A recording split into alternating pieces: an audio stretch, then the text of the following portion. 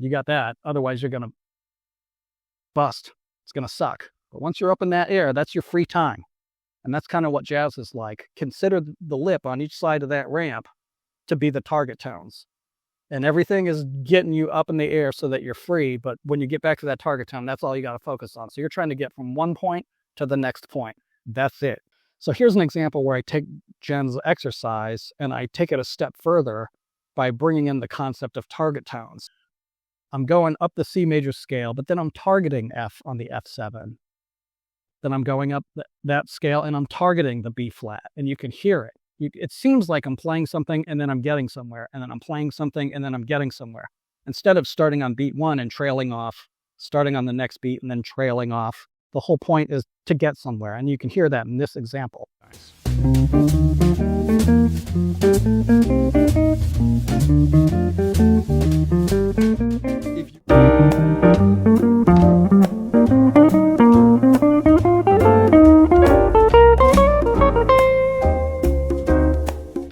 Here's another variation of using the target tones, and I'll even include the chords.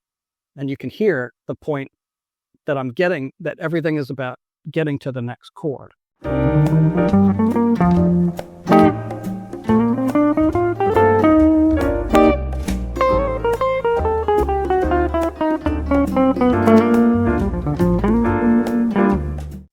He does the same thing again with arpeggios, where it starts on beat 1 and kind of trails off. Starts on the downbeat, kind of trails off. So here's another version where I fix that, where I start on the downbeat and I trail off, and then I land on a target tone. And you can hear that I'm actually trying to get somewhere rather than playing and just taking off. Another great exercise is to play the arpeggios for each chord, like this.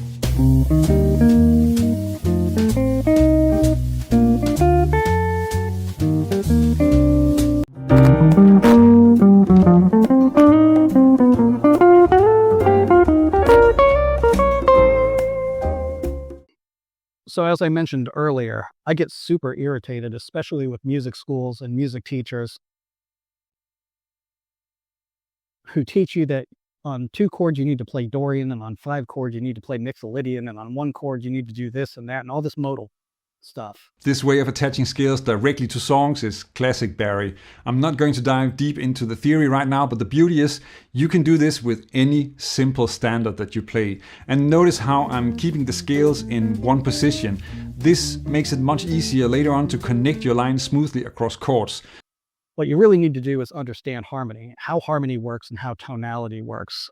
Well, other than that, I wouldn't even think about scales. Scales are important. Put it this way, if you're thinking about scales first, you're doing everything wrong. You need to think about chords. You need to think about getting from one chord to the next chord. And you need to think about how to connect those chords.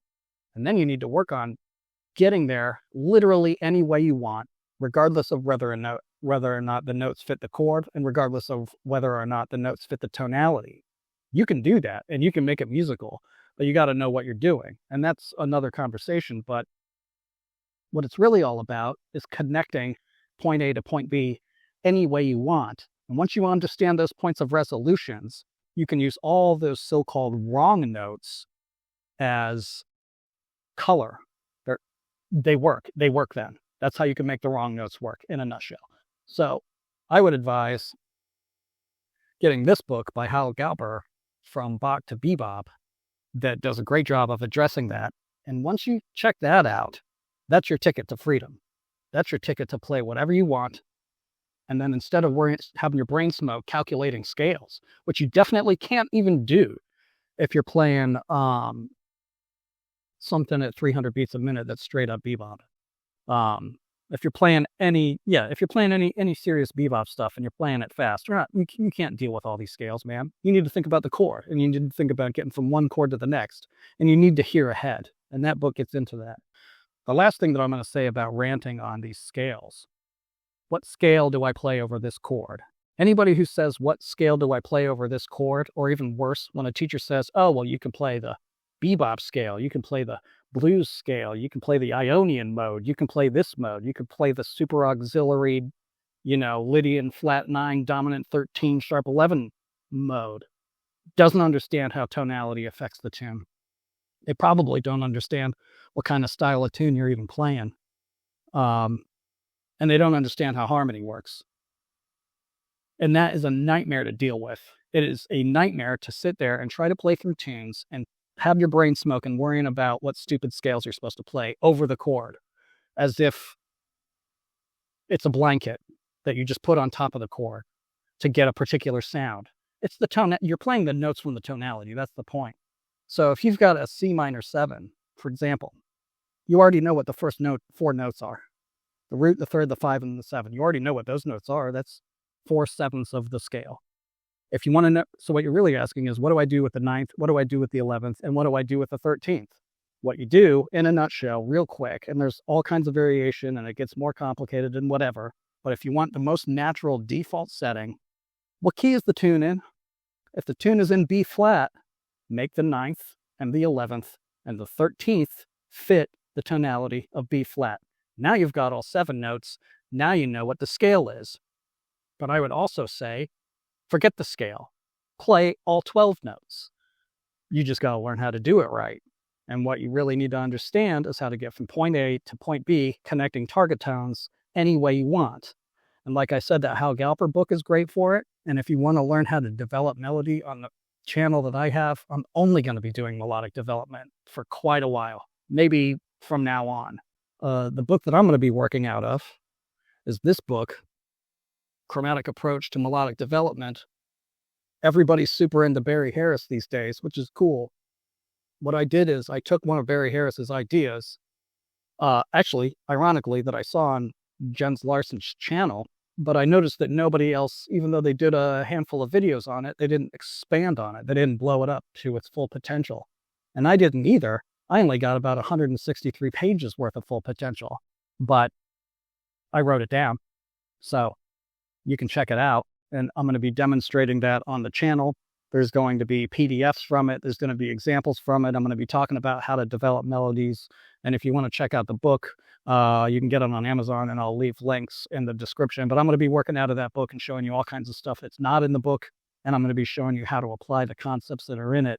And it's going to totally blow up your vocabulary. You're going to be able to stop thinking about licks. You're going to be able to stop worrying about what scales to play. And you're going to be able to get from one point to another by taking one small phrase and expanding it 20, 30, 40, 50 times if you want to. You'll understand how that works later on. If you are going to worry about what scale to play over what chord, a better way to do that is by thinking in terms of key centers and soloing in terms of key centers. So let's put it this way. There's some more lessons that could be done on that, but I'll just keep it simple right now. This is the first 4 measures of Autumn Leaves. And actually, you could take the entire tune of Autumn Leaves and look at it as a 2-chord diatonic, 5-chord diatonic, 1-chord diatonic, 4-chord diatonic, to a 2-5, to a 6-chord, which is diatonic, and then repeat the process again. So if you really wanted to, aside from that 7-chord that leaves you to the 6-chord, you could look at that whole thing, and actually even in this case, and I won't get into the theory why, just for now, let's put it this way. You could look at the whole tune of Autumn Leaves as a key center approach. And what I mean by key centers is just use the tonality. Again, try this if you want to see how important the tonality is. Take the B flat major scale and come up with any melodic lines that you want over all of the tunes. Don't worry about any other chord scales at all. Don't worry about any of it. Just use the B flat major scale, play it over the whole thing. Think thematically.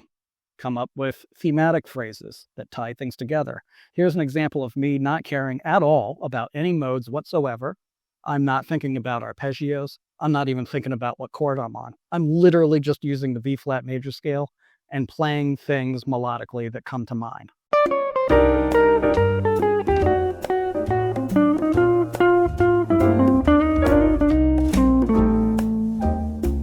And that is the power of tonality. So the last thing that I want to mention is Jens does these exercises that sound like exercises. But by the time he gets to 8 minutes and 12 seconds in, then he starts applying those exercises in a musical way but he doesn't discuss that everything he's doing is in service to a target tone. So in his scale example and his arpeggio example, it's very stiff, very exercisey. Everything is about starting on beat 1. But by the time he gets to actually applying it in 8 minutes and 12 seconds in, and you can hear it, he's actually getting somewhere.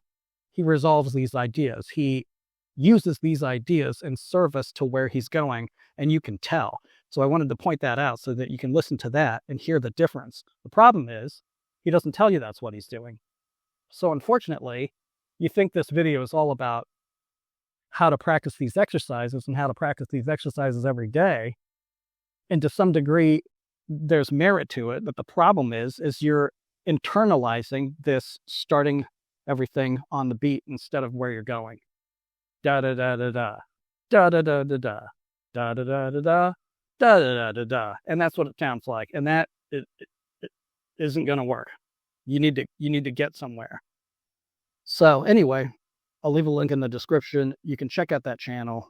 Hopefully, this lesson helped fix some of the phrasing issues and took the lesson that he did to another level, which will clear some things up. And now you can really take what he had to say and really develop it a lot further with the understanding of target tones and not having to sweat these chord tones so much and really just hearing where you're going. So this is more of an ear-based approach to what he's talking about, and it's a phrasing approach to what he's talking about.